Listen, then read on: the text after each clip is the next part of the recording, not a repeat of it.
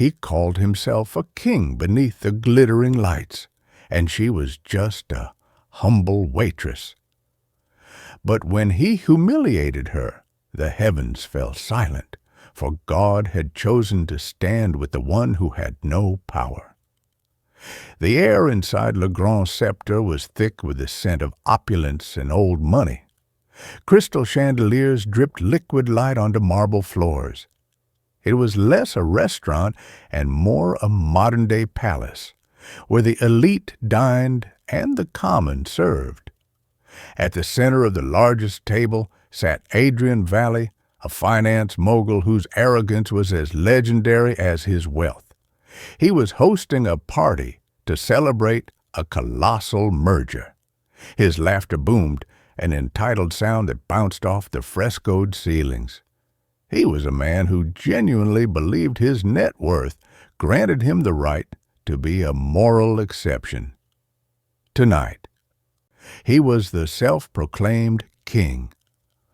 "Another bottle of the '89 Barolo," he commanded, not to the sommelier, but to the petite waitress standing nearby.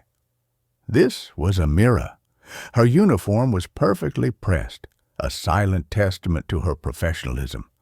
Her eyes, usually gentle, held a deep, quiet sadness, the kind born not of bitterness, but of recent, profound struggle.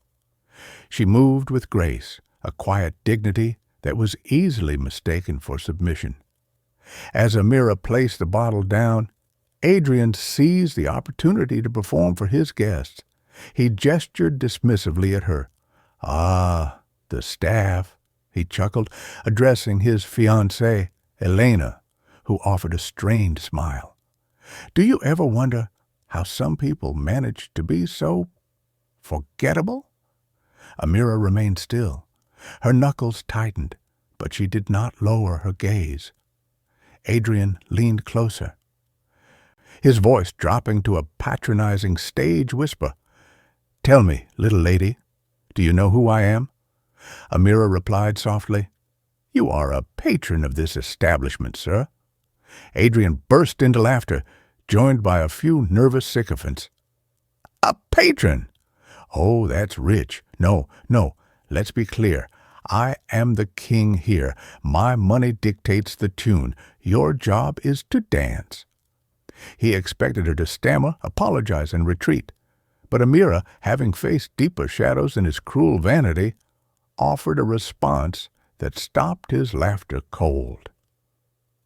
"Sir," she said, her voice barely above a murmur, yet cutting through the noise, "up high there may be a guest laughing at how a man forgets he is but a temporary visitor." Adrian paused, then roared with cynical amusement. "A priestess!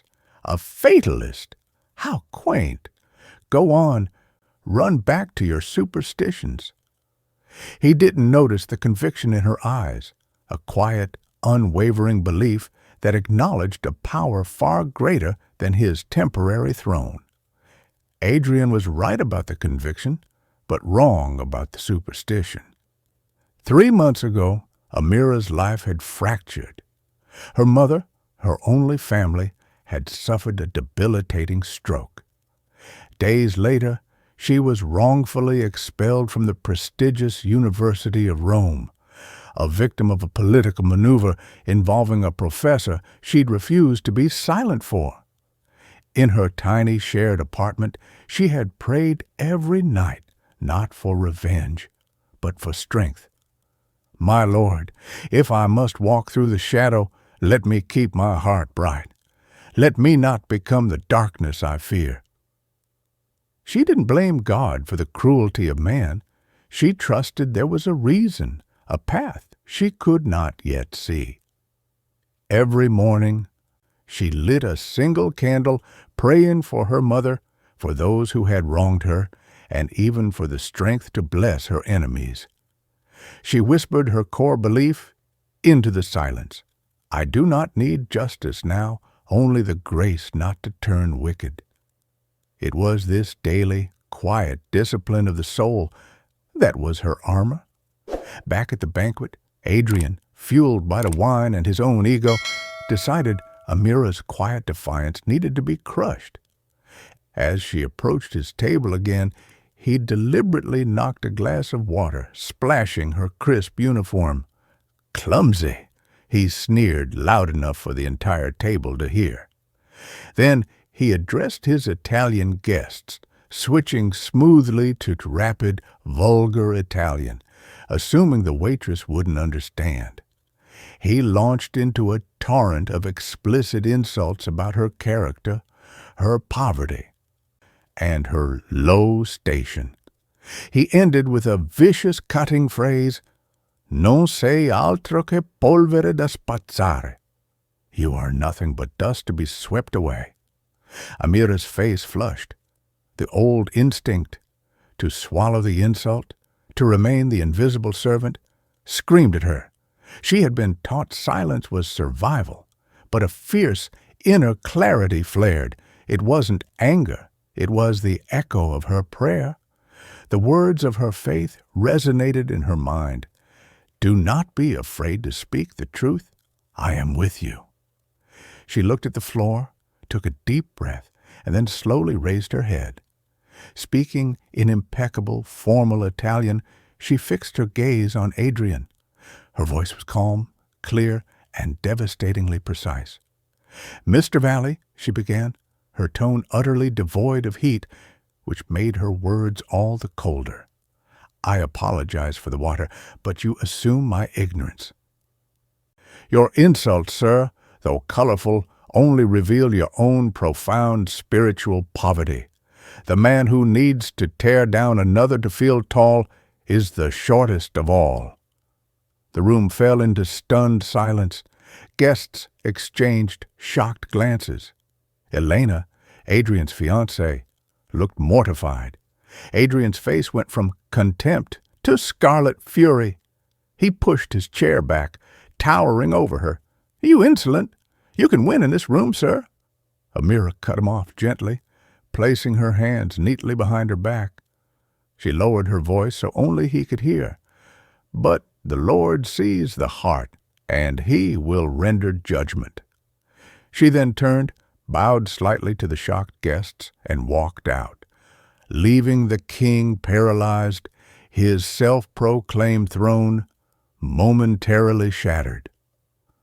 What Adrian hadn't realized was that a young man at a nearby table, a discreetly placed travel vlogger named Marco, had recorded the entire exchange on his phone, captivated by the escalating tension. Marco hesitated for hours. Then, recalling Amira's final powerful statement, he felt an undeniable urge. He uploaded the clip with the title, "The Waitress Who Spoke Back to the King of Arrogance." The video went viral within hours. It was more than a service industry spat. It was a pure, unfiltered confrontation between power and dignity, between corrosive arrogance and quiet faith. Millions watched the tiny figure of Amira stand her ground. Her poise, her courage, and the philosophical depth of her words resonated globally. She became the waitress who spoke back. Comments flooded in. One particularly moving post read, "God gave her the words. That wasn't anger. It was pure, spoken truth against the abuse of power." Another, "The world needed to hear that. Respect is a basic human right, not a tip." The fallout for Adrian Valley was catastrophic. His public image evaporated. The merger he'd celebrated was put on hold. His board called an emergency meeting.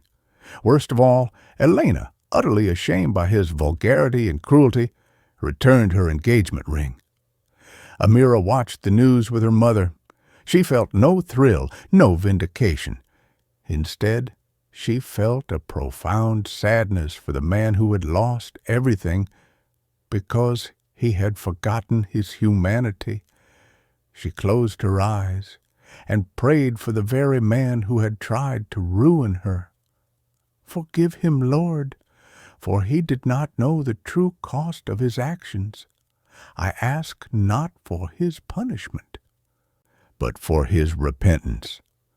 The story reached the international press, drawing attention to Amira's past. A journalist, Mark Olson, himself a practicing Christian, tracked her down. "Amira," he said during their interview, "I went back to that restaurant because of what you said. The line about the Lord seeing the heart. It wasn't about the law. It was about the moral code. It woke my conscience up." Mark's article detailed the injustice of her expulsion from the University of Rome 3 months prior, presenting irrefutable evidence that she was framed. The backlash against the university was immediate. The rector, Professor Lombardi, a man who had signed Amira's expulsion papers under pressure, was publicly shamed. Driven by a terrible conscience, Lombardi found Amira in her tiny apartment. He was choked with emotion. "Miss Amira," he whispered, tears in his eyes, "I was weak. I allowed fear to dictate my action. I betrayed the very principles I teach.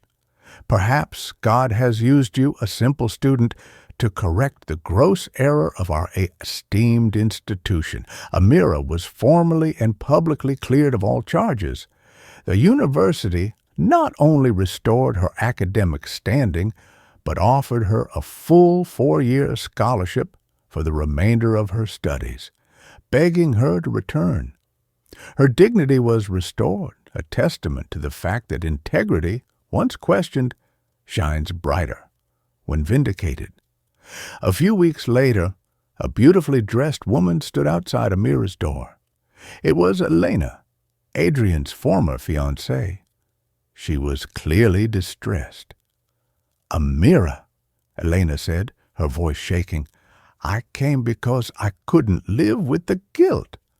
I saw his cruelty, but I enabled his life." Elena didn't come to apologize for Adrian. She came to find purpose. "I've been praying," she confessed. "I asked God to show me the way to do what is right, to stop living a life of surface and start a life of substance." Elena was now working with an international humanitarian aid organization, using her vast inherited connections and wealth to do good. She offered Amira a well-paid, respectable position within the organization's logistics department, a role that perfectly suited Amira's intelligence and organizational skills, allowing her to continue her studies. Amira reached out and took Elena's hand. "The Lord brought us together, not for vengeance, but for shared healing," she said gently. "We are both recovering from the arrogance that surrounded us. Let us walk forward in grace." The two women, one a former heiress and the other a former waitress, embraced. It was the beginning of true forgiveness, the moment where two wounded souls chose compassion over bitterness. 1 year later, Amira stood on the stage of the University of Rome's Great Hall, the guest speaker for the commencement ceremony. Her return was heralded as a triumph of morality. She addressed the thousands of students and faculty, her voice strong and clear. "The world told me to be silent," she said. "The powerful told me my life was disposable. But our faith teaches us something different. God does not ask us to bow before injustice, but to speak the truth, always seasoned with charity." She spoke of the subtle tyranny of pride and the quiet power of humility. "My journey taught me that grace is not just a prayer, it is a shield. It is the ability to pray for the person who has hurt you the most." She concluded her speech with the phrase that had changed her life, a phrase now quoted in global op-eds. "Respect is a language too, and God speaks it fluently." The hall erupted in a standing ovation. Many wept, not just for Amira's personal victory, but for the moral clarity she offered the world. That evening, Amira walked alone along the Tiber River, watching the city lights shimmer on the water. She was no longer afraid of the shadows. She smiled gently, whispering to the night sky, "I have learned that the Lord does not always grant an immediate miracle. Sometimes He simply grants the courage for us to do our part." The scene shifted. In a small, unassuming church across the city, Adrian Valley sat alone in a rear pew. His tailored suit was gone, replaced by simple, quiet clothes. He had spent the last year in the silence of self-reflection, stripped of his power, money, and status. Tears fell freely down his face as he stared at the altar. The word he had resisted his whole life finally left his lips, a raw, broken plea, "Forgive me." The statue of Christ on the cross remained silent, stone and wood. But a shaft of moonlight, filtering through a high stained glass window, suddenly illuminated Adrian's face, bathing him in a soft, silvery glow. It was the visible promise of grace to a soul finally ready to receive it. The journey of redemption had begun.